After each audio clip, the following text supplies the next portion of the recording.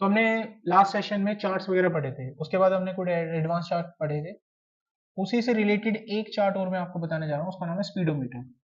जैसे बाइक में एक मीटर होता है, इस तरीके से भी आप एक चार्ट बना सकते हैं। तो उस चार्ट के पूरे लॉजिक को समझेंगे हम, how I can draw this. मान लीजिए मेरे पास यहाँ पर मार्क्स लिखे हुए हैं एंड द मार्क्स इज 89%। तो कितने मार्क्स नहीं है, वन में से माइनस करके निकाल लेंगे। यानी 89% मार्क्स आए तो 11% नहीं आए, दो डाटा कंबाइन हो गए हमारे पास। इस तरीके से आप चार्ट बना रहे थे। इस चीज को इस बार हम पॉइंट्स में बनाएंगे, पॉइंट्स में देंगे। पॉइंट से पहले आपको पूरा स्ट्रक्चर समझना है कि बैकएंड पे वो मीटर का पूरा प्रोसेस क्या रहेगा। देखो, एक ही मीटर गेज हमने बनाना है ऐसे डैशबोर्ड का। इस मीटर गेज में हम क्या तय करेंगे कि सुई हमारी यहाँ पर होगी बीच में। इस वाले इलाके तक का जोन हम 25 पॉइंट का ले लेंगे, ठीक है। और अगले 50 पॉइंट तक का जोन, ये अगले 50 पॉइंट तक का जोन एक ले लेंगे हम, ठीक है। और अगले 25 पॉइंट का जोन एक ले लेंगे हम। टोटल कितने जोन हो गए? 3 जोन हो गए। इसको हम रेड रखेंगे। अगर किसी बच्चे का स्कोर 25 आता है, 25, 23, 22, तो वो उसकी जो सुई है वो रेड जोन में रहेगी मीटर के अंदर। अगर बच्चे का स्कोर 25 से ऊपर 50 तक आता है, यानी 75 तक अगर वो लाई करता है 25 और 75 के बीच में, तो उसकी सुई यहाँ पर रहेगी। ये हम येलो जोन रखेंगे, एवरेज जोन। अगर बच्चे का स्कोर काफी अच्छा आता है, 75 से अच्छा, 75 से ऊपर आता है, तो उसकी सुई इस तरफ रहेगी, जिसको हम ग्रीन जोन रखेंगे। That's okay. अब एक्सेल में ऐसे आधा सर्कल तो कभी नहीं बनता। एक्सेल में बनता है तो पूरा सर्कल बनता है, जिसको हम पाई बोलते हैं। बनता है ना पूरा सर्कल, जिसको हम क्या बोलते हैं? पाई बोलते हैं। तो नीचे का बचा हुआ एरिया 100 हो गया। समझ में आ गई बात? तो कुल मिलाकर हमारे पास कितने जोन तैयार होते हैं? 4 जोन तैयार होते हैं, यानी एक पाई चार्ट जिसमें 4 वैल्यू होंगी। सिंपल। पहली वैल्यू 25 पॉइंट की, दूसरी 50 की, तीसरी 25 की और चौथी 100 की। अब इस चीज को हम अपने सिस्टम पे कहीं उतार लेते हैं। इनको मैं नाम दे देता हूँ जॉन। पहला जोन हमने 25 पॉइंट का माना था, अगला 50 पॉइंट का, अगला 25 पॉइंट का। और अगला जो ज्वाइन होगा वो कैसे करेंगे हम? 200 में से अगर मैं इन सबको माइनस कर दूं तो ऑटोमेटिक वो कनेक्ट हो जाएगा, ऑटोमेटिक कनेक्ट हो जाएगा। अब इसको ध्यान में रखते हुए मुझे क्या बनाना है? चार्ट बनाना है, पाई चार्ट। अब देखो, जो मैं मीटर बनाऊंगा, एक्चुअली मीटर में कुछ ऐसा बनाऊंगा कि वो इस तरीके से बने, ऐसे, ऐसे बने। यानी ये हिस्सा खाली हो, ये हिस्सा खाली हो। तो अगर आपको ध्यान हो तो इस तरह का जो पाई चार्ट होता है उसको डोनट चार्ट कहते हैं, जो बीच में से खाली होता है, डोनट चार्ट कहते हैं। तो हम डोनट चार्ट की हेल्प लेके इसको बनाएंगे। क्या करो? डाटा सेलेक्ट करो, यहां से इंसर्ट में आपको चार्ट पे जाना है।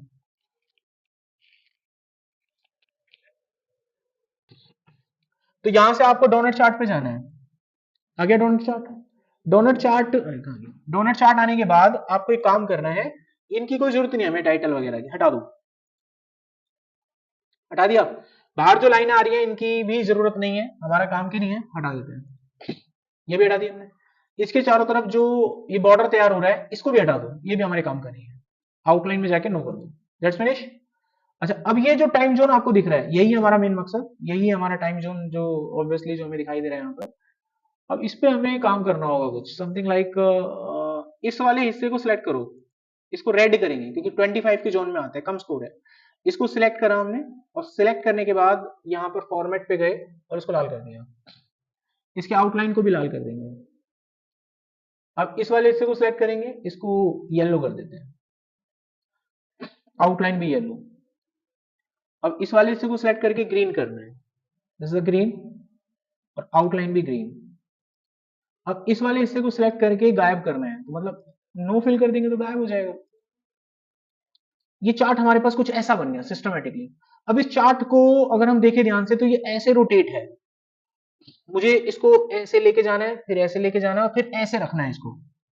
ऐसे रखना है ना सुई के हिसाब से, ऐसे। तो मैंने इसको कितनी बार रोटेट किया? 90 डिग्री, फिर 90 डिग्री, और फिर 90 डिग्री। 3 बार रोटेट करेंगे 90-90 पे तो हो जाएगा। टोटल कितना हो गया? 270 डिग्री। क्लॉकवाइज डायरेक्शन में 270 डिग्री। तो इस चार्ट को 270 डिग्री पे घुमाओ। राइट क्लिक करो, फॉर्मेट पे जाओ, यहां पर एंगल पूछेगा, आ रहा है कितना डिग्री? 270। चार्ट सीधा हो गया। अब इसके अंदर के एरिया को बड़ा करेंगे। ये होल साइज दिख रहा है, तो आप ऐसे बड़ा भी कर सकते हो जितना रखना है। Now perfect. कोई क्वेश्चन यहां तक? सिस्टम बन गया, पीछे का मीटर बन गया। अब सुई लगानी है, इस पे क्या लगानी है? सुई। सुई इन द सेंस, ऐसे मान लो यहां पर हमने बच्चे का स्कोर लिखा हुआ है। बच्चे ने कहा मेरे 50 नंबर आए हैं जी, मेरे 50 नंबर आए हैं। तो सुई जो है बिल्कुल टच में यहां खड़ी होगी ना। इसकी वैल्यू 1 से 100 चल रही है ना। बच्चे का 50 का स्कोर आया तो सुई यहां जानी चाहिए। बच्चे का स्कोर 60 आया तो सुई यहां जानी चाहिए। That's my point. अब मान लीजिए ये जो सुई है, इसको बनाने के पीछे क्या लॉजिक होगा? ये जो एरिया दिख रहा है आपको, इस सुई से लेफ्ट साइड का एरिया, ये एरिया हो गया 50 पॉइंट, ठीक है। कुछ एरिया इस सुई ने भी घेरा होगा, मान लेते हैं 1 पॉइंट घेरा है, तो बाकी का बचा हुआ एरिया कितना है बताएगा कोई? सारे गलत हो, 149। नीचे का भी है, दिख नहीं रहा है। तो कितना एरिया बचा बाकी का? 149। कैसे निकालेंगे? एक पॉइंट हमने सुई को दे दिया, बाकी का बचा हुआ एरिया निकाला 200 में से इसको माइनस करके।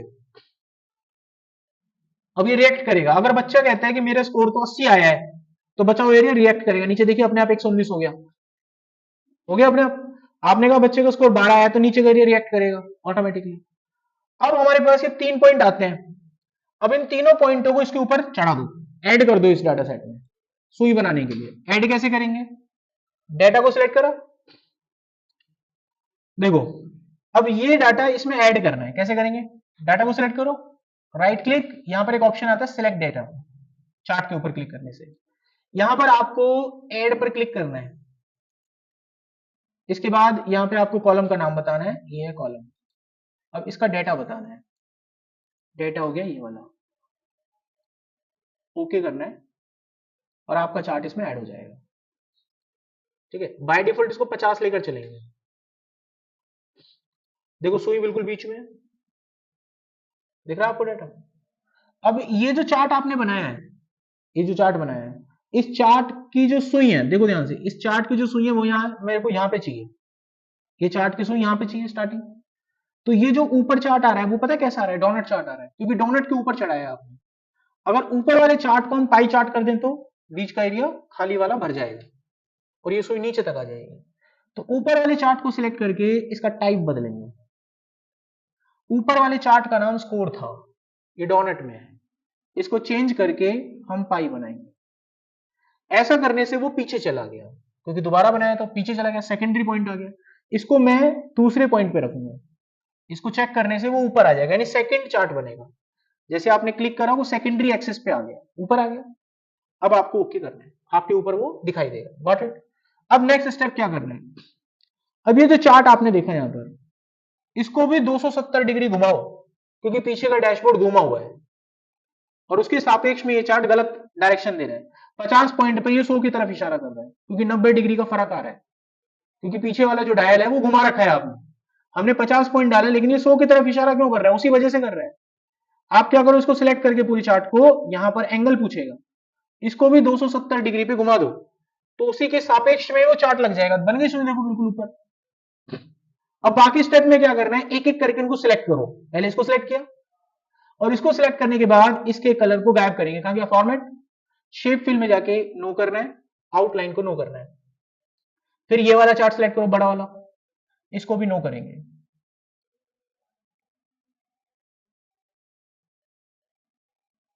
अब ये सुई दिख रही होगी हल्की सी, दिख रही है? इस सुई को ढंग से तसल्ली से सिलेक्ट करो, हो गई सिलेक्ट।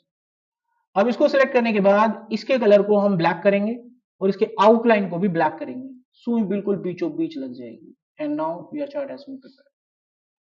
अब अगले स्टेप में नीचे हम स्कोर लिख देते हैं। Go to the insert, click on check box, एक न्यूमेरिक वैल्यू यहां पर कनेक्ट करते हैं, that is the score of the student. Centralize करते हैं डेटा को।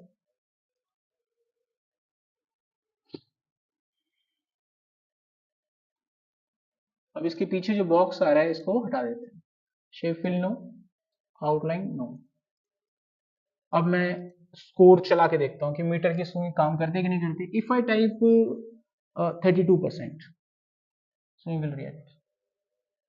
If you type the score of the student 89%, it will react. अब मैं इसको एक बटन से कनेक्ट करूंगा ताकि इसकी वैल्यू को हम अपने हिसाब से कंट्रोल कर सकें। उसके लिए डेवलपर टैब पे जाना है। यहाँ डेवलपर टैब में आपको एक स्पिनर कंट्रोल मिलेगा, यहाँ पर स्पिनर कंट्रोल लाइक दिस। इस कंट्रोल को आप यहाँ पर ड्रॉ करेंगे ऐसे। कंट्रोल को ड्रॉ करने के बाद राइट क्लिक करके फॉर्मेट पे जाएंगे। फॉर्मेट पे जाने के बाद इस तरह की विंडो आ जाएगी आपके पास। यहाँ पे सेल को लिंक करने के लिए कहा जाएगा, तो हम यहाँ पर ये वाला सेल लिंक कर लेंगे, क्योंकि वैल्यू यहाँ से उठाएगा। इसके बाद मैक्सिमम वैल्यू को हम 100 लेकर चलेंगे। अब हम ओके करेंगे। तो हमारे पास एक सुई हो गई है जिसकी स्टार्टिंग वैल्यू 0 चल रही है। अगर मैं यहाँ पर कंट्रोल करता हूँ तो ये वैल्यू यहाँ से भी चलेगी, बट मेरे पास एक बटन भी है। इफ यू डिक्रीज करते हैं इसको, ठीक है, तो पीछे जाएगी सुई। देखिए, आप इस सुई से इसकी वैल्यू को बढ़ा भी सकते हैं, परफॉर्मेंस को। तो इस चार्ट को हम स्पीडोमीटर चार्ट कहते हैं या गेज चार्ट कहते हैं। तो हमारे पास एक और एडवांस चार्ट का पार्ट था जो हमने यहाँ पर कंप्लीट किया, ठीक है।